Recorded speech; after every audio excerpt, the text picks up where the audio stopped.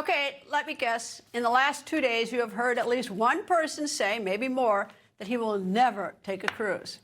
Well, that's obviously because some people are worried about the Hantavirus discovered on a Dutch cruise ship that's sailing the Atlantic. Should you be worried? Is it serious or is this hysteria? Well, today the head of the World Health Organization says 8 cases have been reported, 5 have been confirmed, 3 people have died. WHO is also warning that might not be the end of it. WHO is aware of reports of other people with symptoms who may have had contact with one of the passengers. In each case, we're in close contact with the relevant authorities. Given the incubation period of the Andes virus, which can be up to 6 weeks, it's possible that more cases may be reported. Here's what we know about the ship's path. A lot of these dates were confirmed by the WHO, so buckle up. On April 1, the cruise ship got underway, starting first in Argentina. Argentina is where 2 passengers, a Dutch couple, had gone on a bird-watching trip. That is where the couple is believed to have contracted the virus, but there is no proof that is where or how they got it. WHO says on April 6, 5 days after leaving Argentina, the husband then began to show symptoms of being sick. 5 days later, on April 11th, he died. 11 days later, on April 22nd, the ship docked at the island of St. Helena. The wife whose husband died got off the ship there, but she was not feeling well. 3 days later, on April 25, she boarded a flight to Johannesburg, South Africa. 1 day later, on April 26, she was to fly home to the Netherlands, but she died. Dutch media reports a flight attendant who came into contact with the sick woman, who has since died, has now been hospitalized with suspected hantavirus. The cruise ship, despite the deaths, continued on its path. On April 27th, the ship stopped at Ascension Island. That is where a man with symptoms was taken from the cruise ship. He was evacuated to South Africa. He remains in the ICU. Then 5 days later, on May 2, another woman on the ship died. 1 day later, on May 3rd, the ship reached Cape Verde. So where is the ship now? It is headed to the Canary Islands of Spain. It's expected to dock on Sunday. Director of Infectious Diseases at South Shore Health in Massachusetts, Dr. Todd Ellerin, joins me. Nice to talk to you, sir. And the first thing that stands out to me is the report yesterday that as soon as this boat docks in the Spanish territory, the Canary Islands, part of Spain, is that the Spanish passengers, of which there are 15 to 20, will be immediately quarantined. The other passengers, Spain doesn't want them. They aren't Spanish citizens, are going to be put on planes to go home, meaning they're not being put in quarantine. Does this sound like a good idea?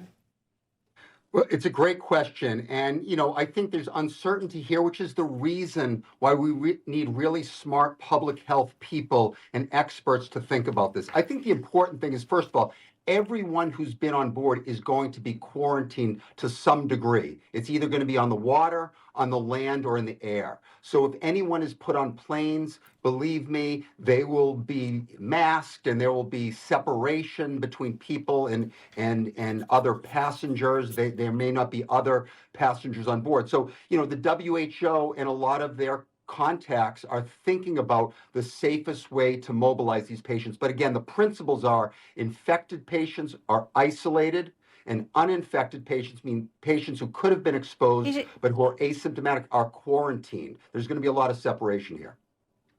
All right. Well, as I've admitted on the show many times, I didn't do particularly well in science in high school, and so you may find some of my questions questionable. But first of all, I don't have a lot of faith in WHO because they're the ones on January 14th of 2020, before we even had our first death here in the United States, who reported on Twitter. I've kept the tweet embedded in my mind that COVID was not transferable from one person to another. Secondly, when you talk about masks, is that we were told that masks are early in February of 2020 for COVID, and I realize it's a different virus, that at first they thought it was by droplets, so if you stayed 6 feet apart and wore a mask, that was fine. Well, then in July, suddenly everyone reports, including the WHO in July of 2020, that no, it wasn't droplets, it's aerosol, like walking into a department store and you can smell perfume the whole floor. So now I hear that I've been told that this is aerosol, and the fact that the incubation period is 6 weeks, so someone getting on a plane with a mask, and if it's aerosol, may not be the smartest thing to do. I mean, you're absolutely right. And again, going back to COVID, I mean, this was a once in a century pandemic. We had never seen this before, and we did make a lot of mistakes in the beginning because, frankly, it was a novel pathogen. We learned a lot about it. I will tell you right now, Greta, that hantavirus is not COVID, and while both can be airborne, COVID is easily transmitted between person to person, whereas hantavirus is not. Now, most hantavirus around the world, including the United States, is not transmitted human to human. It just so happens that this Argentine or Andean strain can rarely be transmitted person to person. Wait, So it is a but concern. But the flight attendant who's now being, I don't know if she has hantavirus, but if she does, I mean, she wasn't bird watching in Argentina. She was taking care of the woman who was bird watching, so it does seem sort of like it's person to person. Secondly, no, it's not like COVID, but so it may not be as infectious as COVID, but when you look at the numbers and the mortality, it seems that the mortality for this is much higher than the mortality for COVID. So sure, it's a lot harder to catch, but if you catch, you got a problem. Agree completely. Let me take you back a few years. In 2018, there was a woman from Delaware who was traveling to Argentina. She acquired hantavirus. She basically was in contact with 50 people through flights and through close contact, and there were no other cases. That's one example. Another example is there was an elderly gentleman years back who also had an Argentine strain and was at a birthday party. It was a 68-year-old gentleman with 100 other people. 5 became infected initially, 5%, and then that blossomed into about 30 plus people being infected and 11 deaths. You're right, the mortality of this hantavirus is high, and it is scary. It's a novel pathogen. A week ago, most people in the world had never heard of hantavirus, so it's something that we need to watch closely. Isolation, quarantine, intensive care unit for those who are sick is critical. And of course, COVID. I mean, I went to a couple of super spreaders and I never got COVID, but everybody else in the room did. So, I mean, all these viruses are pretty bizarre in some ways. Anyway, Dr. Todd Ellerin, thank you, sir. Take care, Greta. Now to the White House, where earlier today, President Trump hosted the president of Brazil. Trump says the two discussed topics including trade and tariffs. You will remember at one point, Trump had a 50% tariff on Brazil. But the bigger news we are watching right now, Iran is weighing a U.S. proposal to end the war. Yesterday, Trump threatened to start bombing if Iran does not accept and open the Strait of Hormuz. Retired Navy SEAL and former Deputy Commander of Central Command, Vice Admiral Robert Harward joins me.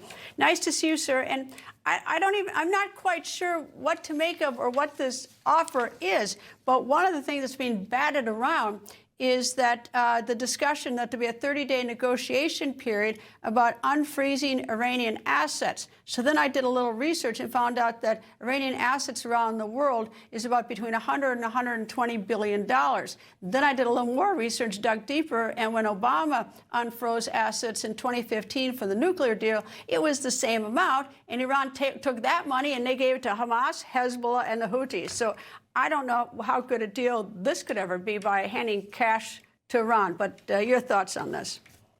Well, I agree with you, Greta. But again, the president wants to get the flow of commerce going, and more importantly, wants to stop the nuclear weapons program. And so he's looking to achieve those two goals. And this may be part of the offering to make that happen. But I with you, think that could end up and representing long-term problems, because then you empower the regime.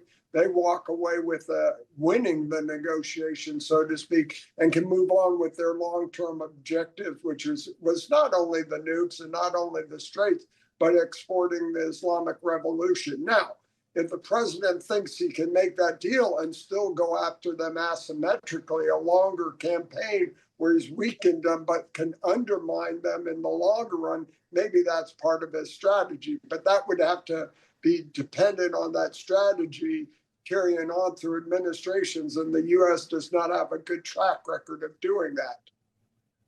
All right. If the Strait of Hormuz is the primary goal now, I mean, obviously nuclear development, weapon development is later, enrichment.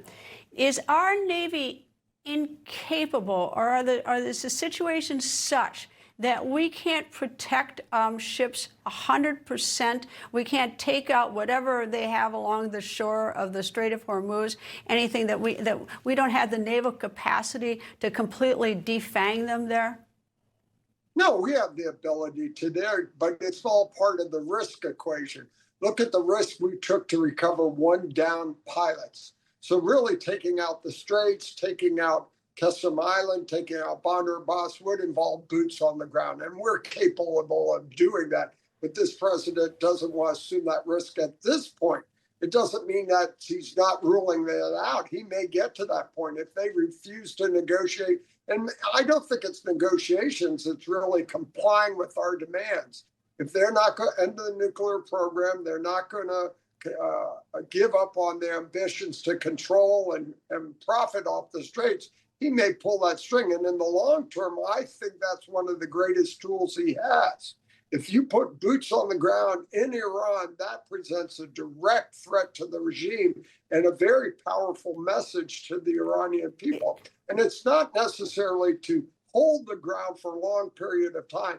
These will be occupied, but maybe a raid to ensure you've destroyed everything there and leave and hit another location later. So I think those are options the president's looking at. Yeah, I don't think there's much of an appetite, though, for a lot of people putting boots on the ground, especially those of us who watched and even reported on the Iraq War. But let me ask you this, why does it require boots on the ground? Don't we have sophisticated missiles and drones and things that, do we really have to have boots on the ground to take out whatever it is they have on the shores or are able to get to mine the Strait of Hormuz or to cause problems? Don't we have the sophistication without boots on the ground? Well, we have capability to see things, hear things, but the boots on the ground really confirm you can go in, look in tunnels, you can go in buildings, things you cannot see from the air alone. And again, don't think of boots on the ground as you thought of Iraq. Think of boots on the ground like we did to recover the pilot. We went in, secured an area of land, put people on the ground, did what we wanted to do, and left. That's the type of boots on the ground I think would be very attractive here. To go into Bandar Abbas and make sure the area is cleared out, that there are no boats there, there are no caves or no hidden caches for missiles or drones. Go in for a short period of time and then leave again. And you could do that in multiple places across Iran because of the topography. So don't think of it as long-term occupation. Think of the short-term raids to go in, secure and ensure you've met your objectives you wanted to do by bombing, and to influence and let the people of Iran know we're committed to see this through. Vice Admiral Robert Harward, thank you, sir. Thanks. Coming up, a note from the grave. That when the record continues.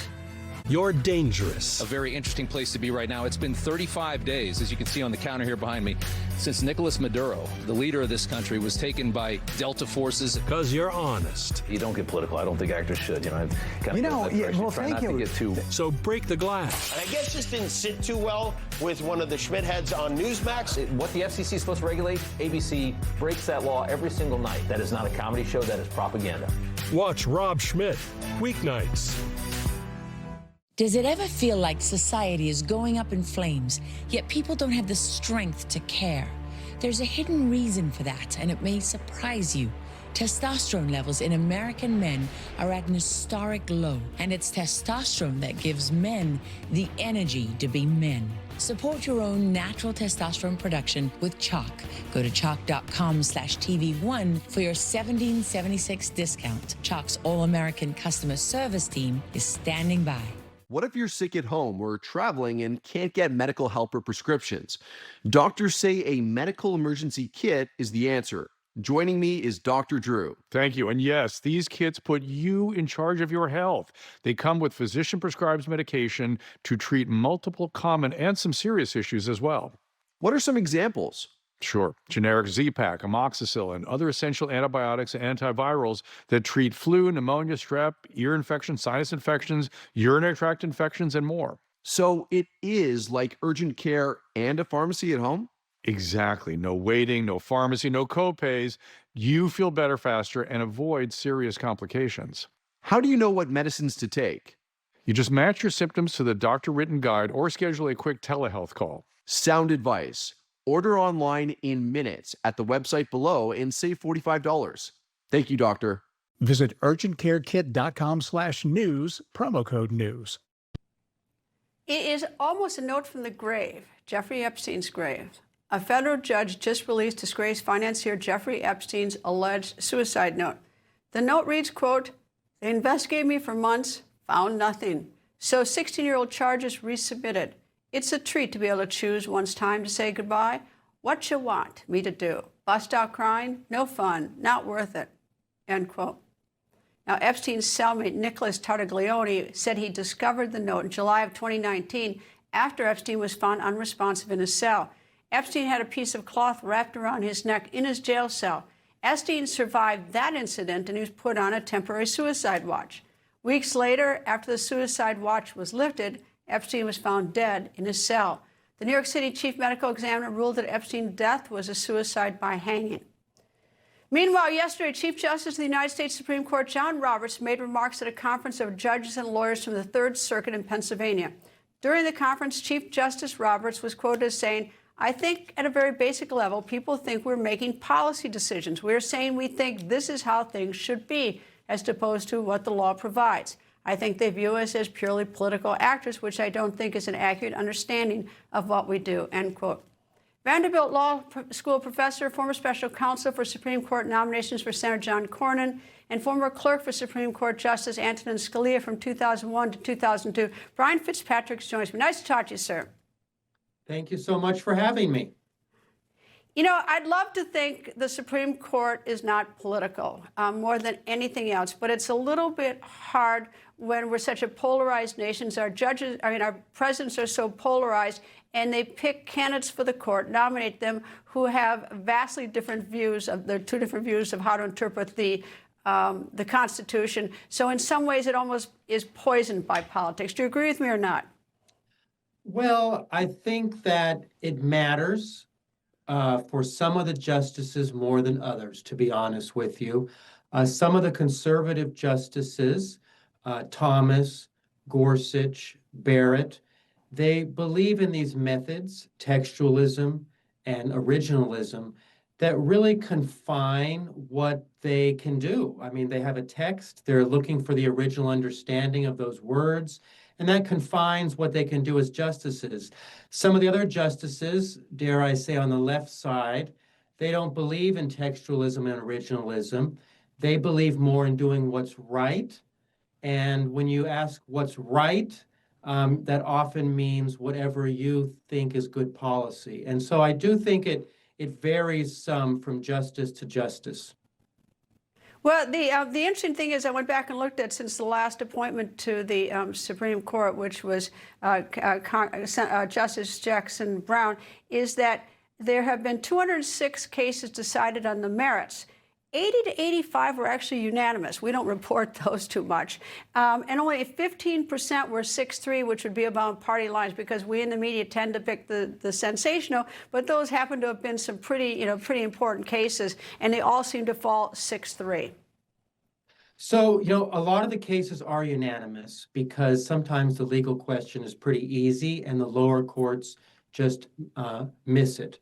Other times they do divide on party lines, but a lot of those cases are cases where the text or the original understanding is fairly clear, but the liberal justices don't like it. They don't like what the text says. They don't like what the history says. They want to do what's right, what the policy is that they support, and so they dissent in those cases. But I still think it's consistent with the notion that a lot of the justices are trying to follow the text and the original understanding of the text, and they're not just merely voting what their political views are. Yeah, and I think it's pretty tough to be a justice these days with everyone hammering them at that way. But there are some, there's some obviously difficult problems. Let's take birthright citizenship. when the Constitution was written, nobody ever anticipated we have something called airplanes, or that people would get on an airplane at 8 months pregnant, fly to the United States, have a baby, and leave and get citizenship. I mean, and so it's hard to, I don't even know how you can't, wherever you fall, the sort of is the Constitution a living document, you sort of change things, or whether it's contextual. There's so many things that you really couldn't anticipate when it was written, the Constitution. You're 100% right, but we have a solution for that, and that's to amend the Constitution. If times have changed so much that some of the old solutions don't work anymore, we can amend the Constitution, we the people. We shouldn't let the Supreme Court just change it whenever the Supreme Court thinks it's the right time to do so. We have the responsibility to change it through amendment when we think it's the right time to do so. So that's, I think, the best answer. And I think it's pretty rotten what Congress does. Congress has not settled this immigration problem at all. Congress has done nothing. So we have all these fights over immigration, and it ends up in the lap of the courts and ends up ultimately in the Supreme Court, so that they're almost forced into sort of being a legislative body, which they were never intended. But that's because they're not doing their job. Congress can't talk to each other. They can't decide anything. Well, there's a lot of truth to that. I think you get bipartisan agreement on that one. Yeah, Congress has trouble getting things done. But, there is a notion that there's some method behind that madness. And that is, when the founding generation set up this country, they wanted it hard for the federal government to be able to get things done because they believed that the best government was the smallest government. The best government was the government that didn't do things so that our liberties would be maximized. And so they wanted to make it very hard for the federal government to act. That's why they split the Congress into two different houses. That's why the president has to sign on. That's why the courts have to approve things as well. So the fact that Congress can't get things done may actually be to our benefit in some ways. Well, how sweet it was that your old boss, Scalia, who was considered very conservative, was best friends with Ruth Bader Ginsburg, who was considered very liberal. Those are maybe the good old days, although the court is quite collegial in spite of what we're saying on the outside. But thank you very much for joining me. My pleasure. Hope to be back. Take care. Thank you. Hope you come back. Coming up, his ads have taken social media by storm. Now Spencer Pratt faced off in a debate for Los Angeles mayor. I'm not sure how to respond to that vision of Los Angeles. This is a MAGA Republican's idea of what Los Angeles looks like. More from that heated debate when the record continues. Newsmax. Shoots it straight. No talking down to me. Don't tell me how to think. Don't tell me how to think. Don't tell me how to think. I trust Newsmax. Newsmax. They don't tell me how to think. They let me decide. Real news for real people. Before Apoquel Chewable for allergic itch, giving dogs pills was a battle of wits. Oh, Maria, I'm wise to your foolish game. Is it gone? Totally gone. Relief for itchy dogs can be easier. Apoquel, the trusted #1 treatment for allergic itch, is available in a tasty chewable that works fast. May cause worsening of existing parasitic skin infestations, serious infections, or pre-existing cancers. New neoplasias have been observed. Do not use in dogs under 12 months of age with serious infections or in breeding, pregnant, or lactating dogs. Ask your vet for Apoquel Chewable. Do it! Stop. Check this out. Our most advanced performance frame, Talon, is out. It's a bestseller. We just got it back in stock, and I want to show you a little bit about it. These come with our signature lost and broken protection, and you can try them risk-free for 30 days. Check them out at ShadyRays.com. Falls are the #1 cause of injury to senior citizens. Falling down stairs can be disastrous. Acorn Stairlifts has the solution. Just don't fall. Sit, relax, ride with an Acorn Stairlift, the world's leader in stairlifts. That's right, don't let limited mobility keep you from going up and down your stairs, even outside. Call Acorn Stairlifts now for a free information kit and no obligation quote. Now you can safely ride with your Acorn Stairlift. Now I don't have to worry about him climbing those stairs anymore. And our Acorn Stairlift was very affordable. Our Acorn Stairlift is definitely more affordable than moving. The Acorn Stairlift has a padded seat and backrest for maximum comfort. It easily folds up for access to the stairway. 5 safety sensors stop your Acorn stair lift if there is something in the way. And it even runs during power outages. I am king of my castle again. You'll be working directly with the world's leader in stair lifts. That's right, there's no middleman. Acorn's trained technicians professionally install your stair lift directly to the staircase. In most cases, in 2 hours or less. There's no need for special construction. We don't leave until you're completely comfortable using your Acorn stair lift. Don't risk a serious fall going down the stairs. I was really surprised at how little it cost. Call for your free no-obligation information kit and quote from Acorn Stair Lifts. Just don't fall. Safely ride up and down your steps. Give your life a lift with Acorn Stair Lifts. Call 1-800-908-4077 right now for your free information kit or visit our website today. That number again is 1-800-908-4077. Call now. New is in season at Cabinets to Go. Now you can refresh, revamp, and re-energize for less. Discover fresh new styles, bold new colors, and brand new collections at up to 45% off. Or get a new kitchen for less with 0% APR for 48 months. The new collection sale is happening now through May 12th. Shop these deals and more online or in stores today. Only at Cabinets to Go. Designed to wow. The FBI raid of a Virginia state legislator is making national headlines. Why? Well, Louise Lucas is not just any state politician. She was or is the architect behind Virginia's redistricting. Voters approved that redistricting plan, but now the legality of the new maps are being decided by the state Supreme Court. If the new maps are allowed, Democrats will likely gain 4 more congressional seats. Lucas is also regarded as Virginia's most powerful state legislator. She chairs the state Senate Finance Committee, which determines the state budget. Yesterday, her hometown office and her neighboring cannabis shop were searched by the FBI. Multiple reports say this corruption investigation began during the Biden era. The FBI says this is an ongoing investigation. Last night, Lucas released a statement saying in part, quote, "I am not backing down," end quote. Former Pennsylvania Senator Rick Santorum, who also lives in Virginia, now joins me. Can you explain to me, what is she being investigated for? Is there any clue? Corruption is a rather general term. Yeah, I don't think it has anything to do with the redistricting issue. This has been something that's been going on for quite some time, and there's been pressure to indict her. As you know, they raided her home, but they also raided her business, which she co-owns next to her, which is a cannabis distributor. So it may be related to something there. Everybody's being very coy right now, but they got a court order, so there must be something there to conduct this raid. Well, she's got another business, disability service. That's another business that she has. That was, I think it might have been even a home. It said her. It seemed to suggest it was a home office that was being investigated. I guess this is good news in a country that's so polarized that the investigation reportedly began during the Biden administration, since she is the architect of the redistricting, but it's subject to so much controversy in Virginia. Yeah, I mean, she's a very polarizing figure. The current governor of Virginia is no big fan of hers. There's some litigation between one of her staffers and her, and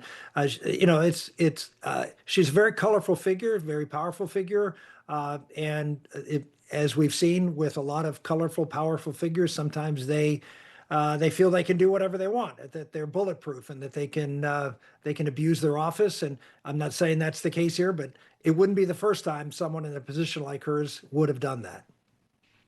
Well, she's been in office, 34 years or something? I mean, that's longer than I've been on cable, and I thought I've been on it a long time.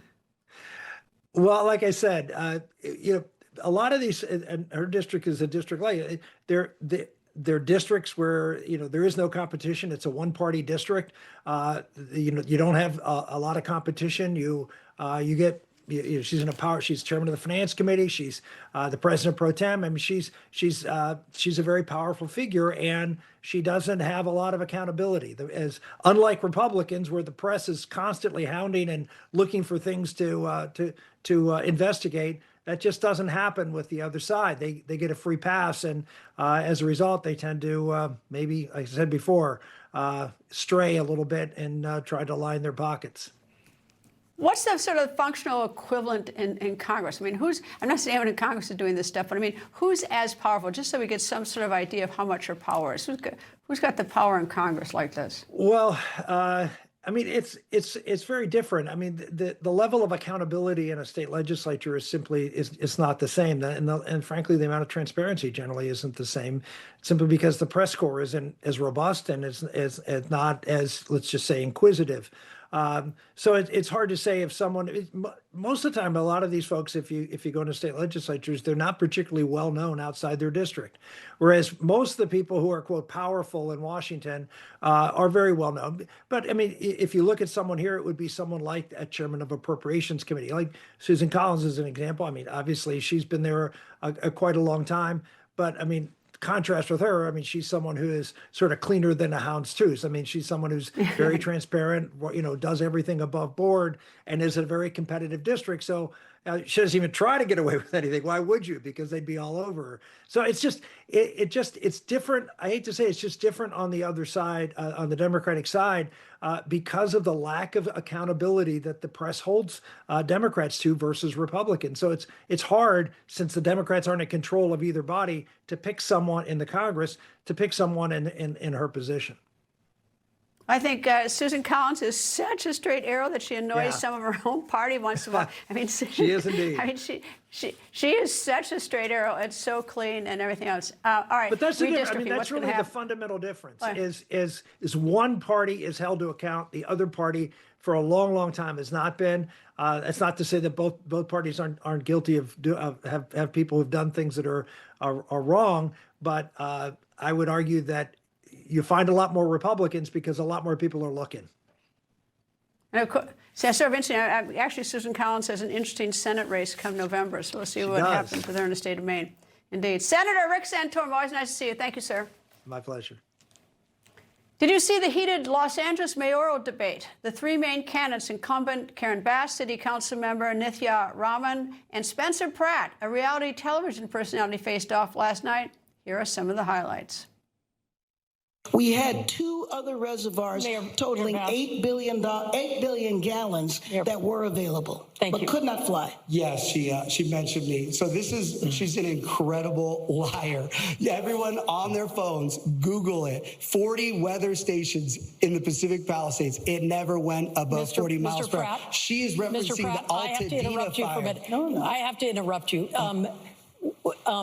No name calling, she just please. lied, though. Yeah, but no name calling. I will go below the Harbor Freeway tomorrow with her, and we can find some of these people she's going to offer treatment for. She's going to get stabbed in the neck. These people do not want a bed. They want fentanyl or super meth. This is a MAGA Republicans' idea of what Los Angeles looks like. This is really not the city that I love so much. We need to make So there's an LA council member. He wants voters to decide. He is saying that non-citizens, should they be allowed to vote in local elections? Is this a yes or no, Mr. Pratt? No. Mayor Bass? It depends. It's not a yes or no. Depends on what?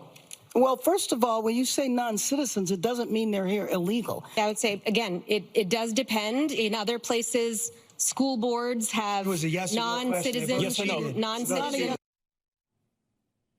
Wow, this is going to be a race to watch. Pratt has used social media to try and get an edge over his opponents with ads like this. He does not have formal political experience.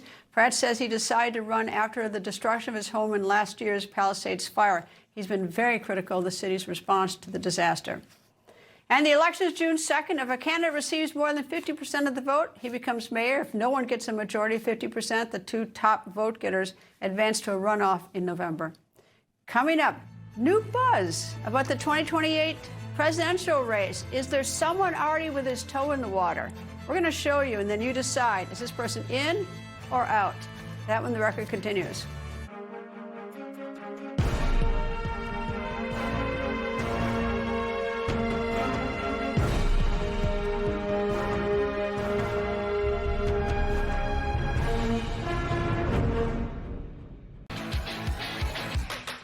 Every Everyday bumps and bangs happen. Bruises are optional.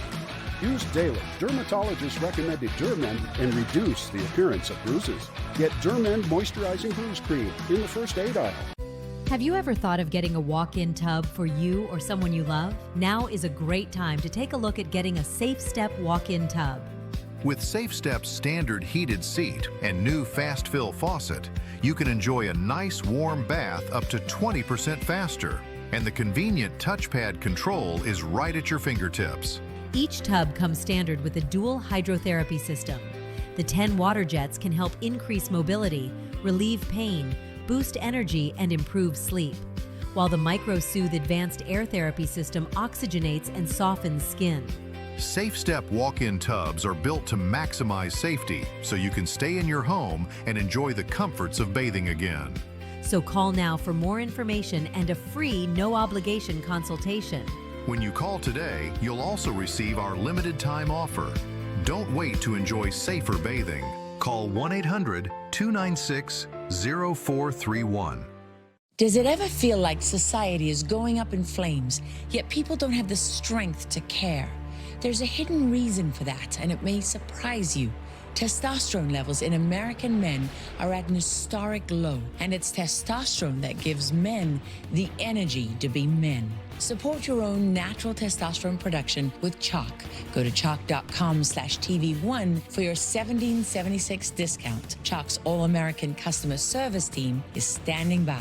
If you still have bad breath by lunchtime, your mouthwash isn't working. Smart Mouth is the only mouthwash that prevents bad breath for 24 hours. This is the only mouthwash I recommend. Upgrade your mouthwash to Smart Mouth today and never have bad breath again. Doctors say having a medical emergency kit is like having an urgent care and pharmacy at home. Let me bring in Dr. McCullough to explain more. Most people know when they're getting sick, but waiting to see a doctor is often too late. So the key is having medicines before you need them.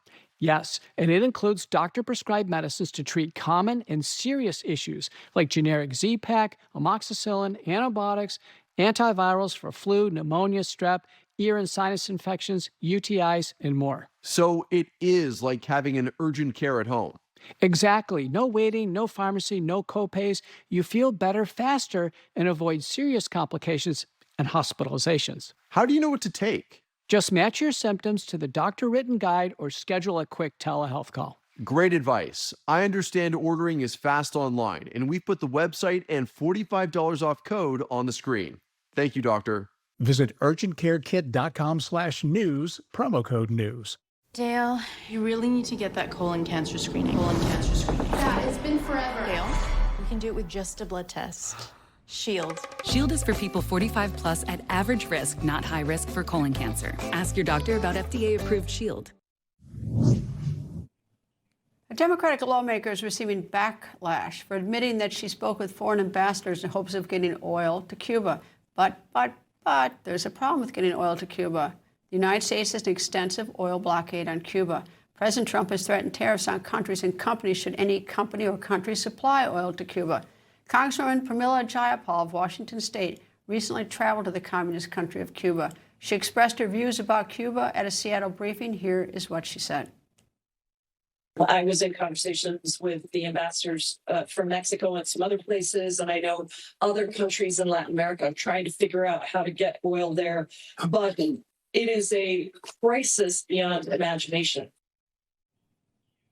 The White House has fired back at the Congresswoman. A spokesperson said, quote, "The Democrats continue to show Americans who they really are, the America Last Party, who sip margaritas with terrorists, advocate for illegal alien criminals, and undermine the United States to aid a failed communist regime," end quote.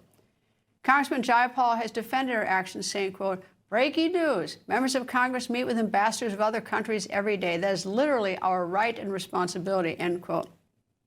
Meanwhile, okay, what is this? Is it a civics lesson, or is he running for president? And this is his first hint. It's a nod and a wink. The video posted on Secretary of State Marco Rubio's personal X account. I got to ask you, what is your hope for America at a time such as this? My hope for America? my hope for America is what it's always been. I think it's the hope I hope we all share. We want it to continue to be the place where anyone from anywhere can achieve anything, where you're not limited by the circumstances of your birth, by the color of your skin, by your ethnicity, but frankly, it's a place where you are able to overcome challenges and achieve your full potential. I think that should be the goal of every country in the world, but I think in the U.S., we're not perfect. Our history is not one of perfection, but it's still better than anybody else's history. Now, ours is a story of perpetual improvement. Each generation has left the next generation of Americans freer, more prosperous, safer, and that is our goal as well. And as we come upon this 250-year anniversary, I think we have a lot to learn and be proud of in our history. It is one of perpetual and continuous improvement, where each generation has done its part to bring us closer to fulfilling the vision that the founders of this country had upon its founding. The video seems very campaignish, doesn't it? It's inspirational, has two Republican favorites, President Trump and President Reagan. Not making an appearance is Vice President J.D. Vance, who some think will throw his hat in the ring in the 2028 presidential race. You may recognize the audio. It was lifted from a question the secretary was asked this week when he took the podium in the press briefing room. As for the video, that was added. Rubio has not confirmed if he will run in 2028. Meanwhile, today, Secretary Rubio had yet another job as peacemaker. Rubio, who's Catholic, went to Rome to talk to the Pope. State Department says Rubio and the Holy Father discuss achieving durable peace in the Middle East. Real Clear Politics co-founder and President Tom Bevan joins me. Nice to see you, Tom. Why that ad and now? Is it just a coincidence, or am I wrong to think it's campaign-ish? It looked a lot like a campaign ad, didn't it?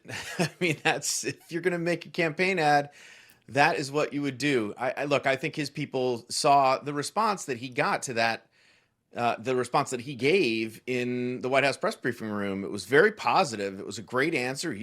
This is Rubio sort of at his best when he's on his toes, responding and talking about how great America is, American exceptionalism. He's always been very, very good at that.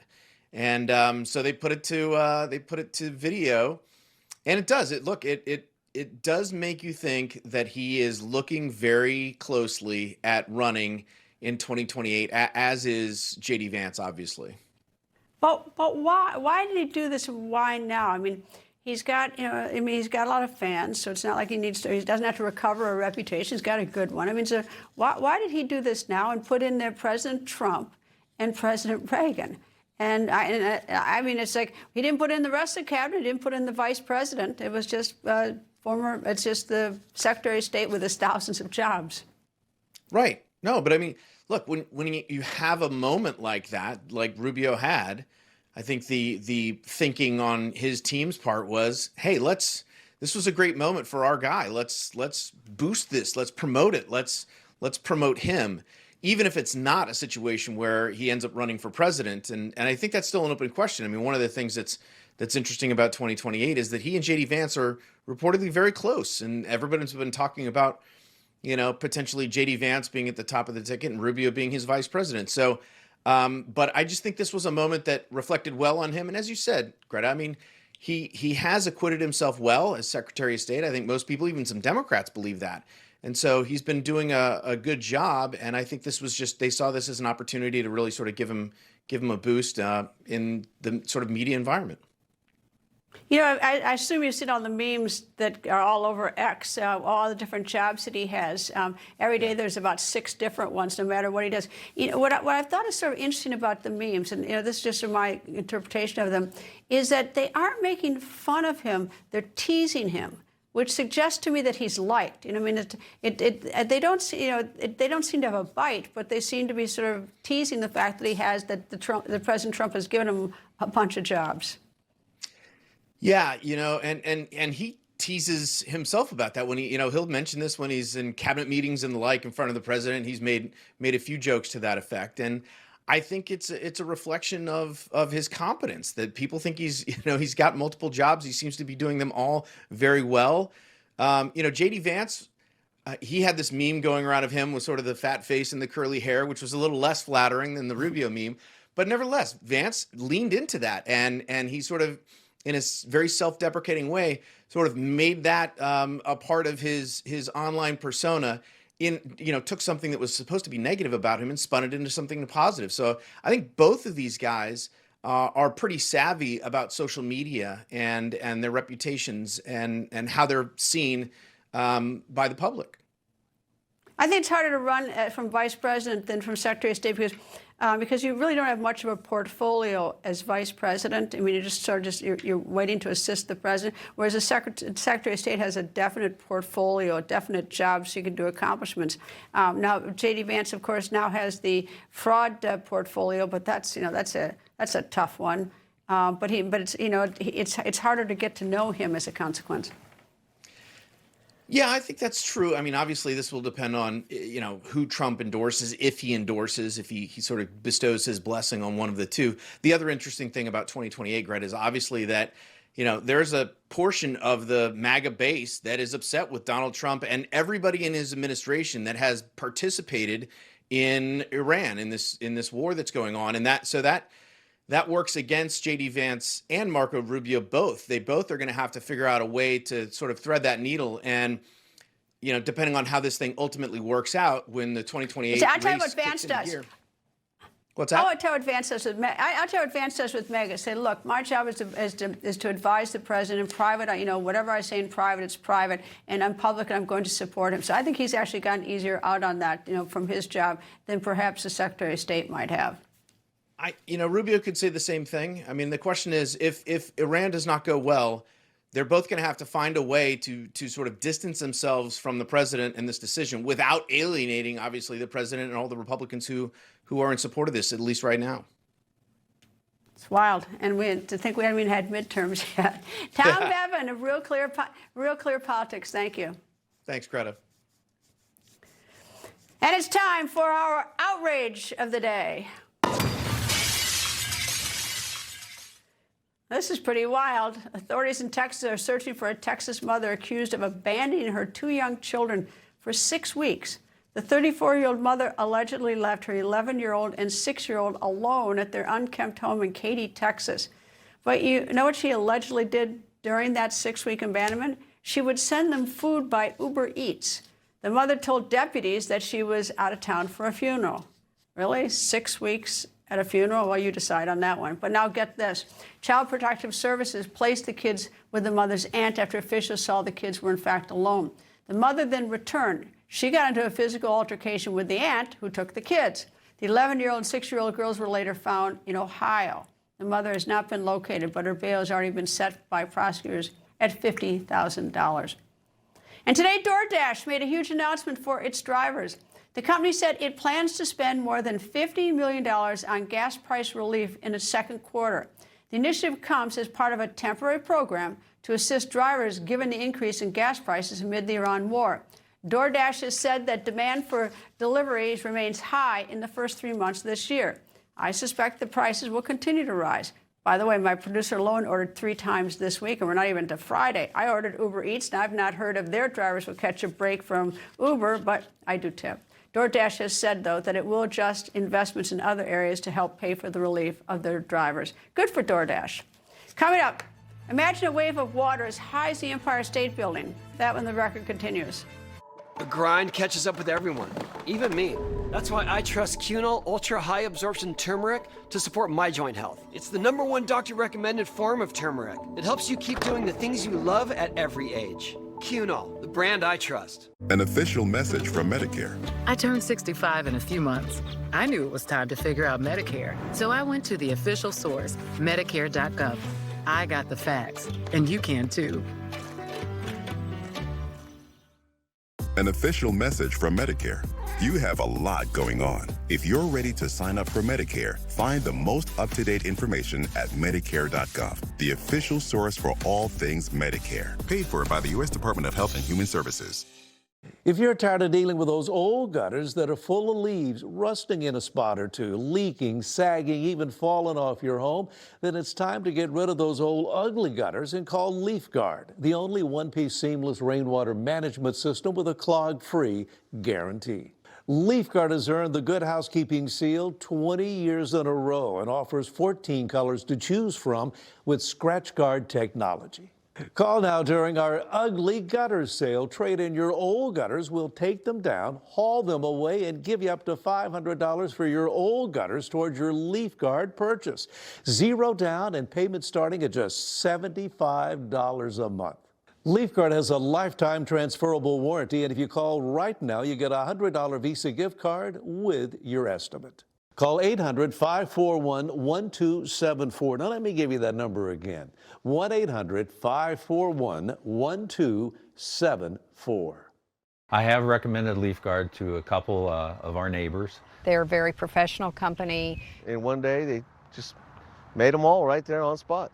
With Leaf Guard's exclusive Big Mouth, the extra large opening and oversized downspouts can handle up to 32 inches of rainfall an hour. And our fascia wrap adds an extra layer of protection against water damage with a secure foundation to attach Leaf Guard. During our ugly gutters sale, trade in your old gutters. We'll take them down, haul them away, and give you up to $500 for your old gutters toward your Leaf Guard purchase. Zero down and payment starting at just $75 a month. Let me keep your gutters clean forever. And if you call right now, have a nice gift for you. A $100 Visa gift card with your estimate. Call 800-541-1274. Now let me give you that number again. 1-800-541-1274. My earwax buildup was frustrating. Then I tried new Lipo Earwax Cleanser. The revolutionary formula dissolves earwax 5 times faster than the leading brand and helps prevent future buildup. Feel the difference with new Lipo Earwax Cleanser. Poor Mississippi. Yesterday, 14 times it got picked up, twisted, shaken, and then slammed to the ground with everything destroyed in its path. Yes, 14 tornadoes in one day mowed down Mississippi. The tornadoes damaged roughly 400 homes and injured at least 17 people. Right now, Alabama, Georgia, South Carolina, North Carolina, and Florida are all under severe storm watches. Those states are expected to see damaging winds and heavy rain. The National Weather Service is also warning tornadoes could be possible in any one of those states. Another almost record, it's not number one, but it's close, the second tallest tsunami ever recorded, and there is this. There was zero warning. This happened in Alaska, about 50 miles southeast of Juneau. This occurred last October 10th, but the researchers only just now releasing the pictures in the study. It's stunning. It shocked everyone, hitting just before 5:30 in the morning. It's not caught on camera, but researchers put together a simulation of what happened. They say a major landslide occurred. 83 million cubic yards of rock collapsed in about a minute. A geophysicist says that's the equivalent of 24 times the volume of the Great Pyramid of Giza.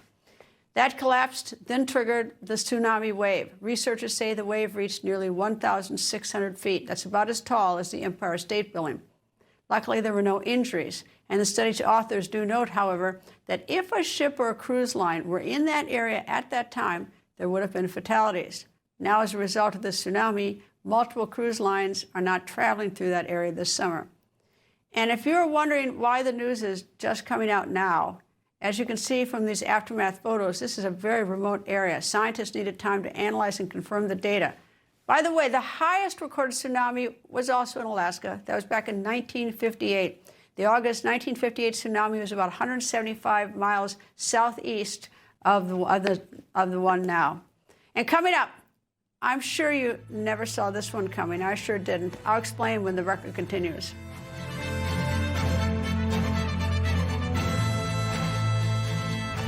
O'er the land of the free and the home of the brave. I wish I loved my smile. I wish I could get implants. I wish money wasn't so tight. I wish I can justify the cost. I wish my insurance could save me more on dental implants. See what it can do at ClearChoice. Show us your insurance card and save $5,000 on fixed full double arch implants. That's insurance assurance on a smile that's built for life. Schedule your free consultation today. I'm Yalmer Heinrich. I'm in the nutritional business, primarily selling plant-derived minerals. Now, after being in this business for 43 years, owning a cancer hospital in Mexico, and associating with some of the most knowledgeable nutritional people in the world, I came to this conclusion. The world is sick due to a lack of minerals in our food, which is caused by a lack of minerals in topsoil. There is an incredible and proven nutritional product on the market that can overcome this problem. It's Immuno 150. This unusual food supplement contains 70 plant-derived minerals and 80 additional nutrients. There's nothing like it. Now watch the 3 videos on our website and place your order for what may be the best food supplement in the world. Now Immuno 150 is different, it's real, it's powerful, it's helped thousands, and we believe it enjoys the highest reorder rate in the industry. Thank you and God bless.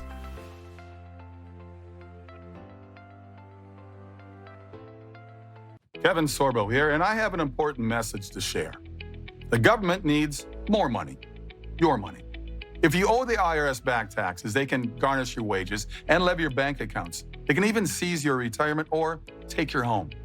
Don't let the IRS target you. Call the professionals at Tax Network USA. Their tax lawyers and enrolled agents are experts in powerful programs that may even help you eliminate your tax debt. Call for a free consultation or visit tnusa.com. It's 2 a.m., your fever spiked and you're miserable. Here's your options. Urgent care, closed. ER, slammed, and you'll spend hundreds of thousands in both. Telehealth, yeah, but the pharmacies are closed. That's the reason why we keep emergency medical kits at home. It has doctor-prescribed medication like generic Z-Pak, amoxicillin, other antibiotics and antivirals.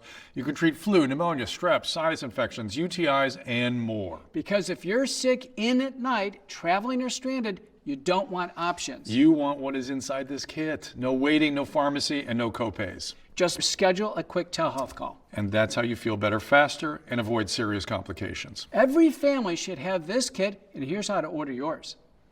Order online in minutes and use the promo code to save $45. Your doctor-prescribed kit ships fast to your door, packed with medications to treat over 30 conditions. So when something hits, you're ready. And a wellness company telehealth doctor is always there if you need guidance. Does it ever feel like society is going up in flames, yet people don't have the strength to care? There's a hidden reason for that, and it may surprise you. Testosterone levels in American men are at an historic low, and it's testosterone that gives men the energy to be men. Support your own natural testosterone production with Chalk. Go to chalk.com/TV1 for your $17.76 discount. Chalk's all-American customer service team is standing by. Brace yourself. This will be hard to believe, but it is true. Across the world in South Korea, a robot is serving a religious purpose. 로봇 행정은 합장한 채로 예 귀하겠습니다. 라고 대답하시길 바라겠습니다. 예 귀하겠습니다. 네. Yes, this robot has become a Buddhist monk. Yesterday he was ordained and given the name Gabi. Human monks hope the robot will make Buddhism more hip. The robot monk even took vows. The vows include respecting life, not damaging other robots, following humans, including not talking back to them, and get this, conserving energy as in not wasting too much when charging his batteries. Yeah. Thanks for watching. Ed Henry, The Big Take, is next. Stay with Newsmax.